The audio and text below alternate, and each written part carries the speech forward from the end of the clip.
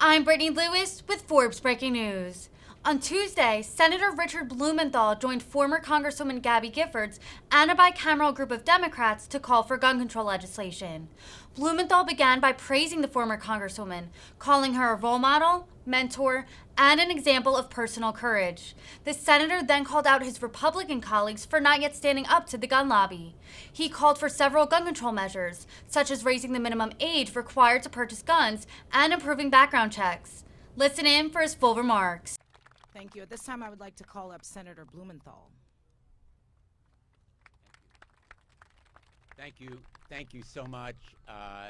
Thank you to Giffords, all of you for being here, bringing us together at this critical, really historic moment, a moment of opportunity that we must seize.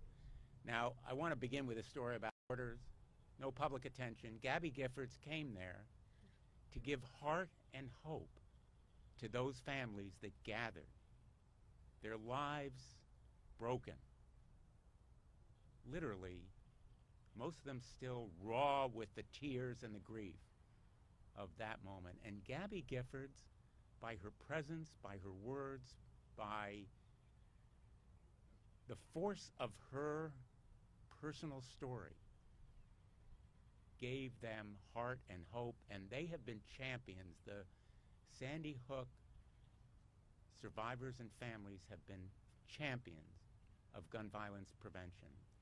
And I want to pay tribute today to all of the survivors who continue to come forward, continue to relive their stories of horror and heartbreak.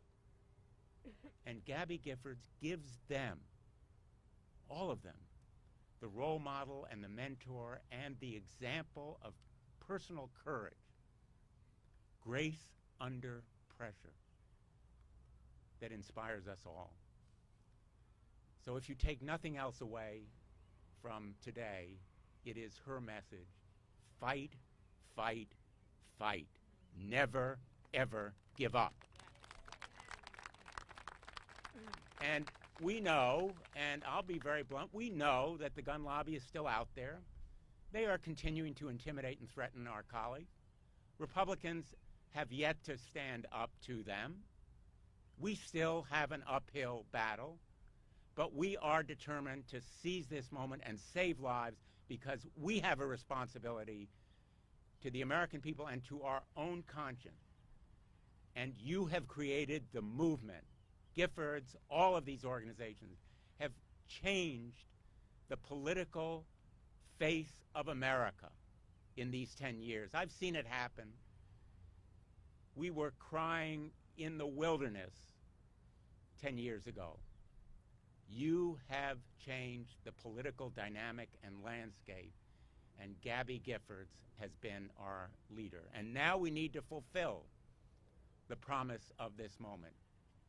Not with window dressing or face saving, not with checking the box, but with real and meaningful action. And if we can do it on red flag laws and improving the background check system, and yes, mental health, school security, why not raise the age that's required to purchase guns? Seems to make such simple sense.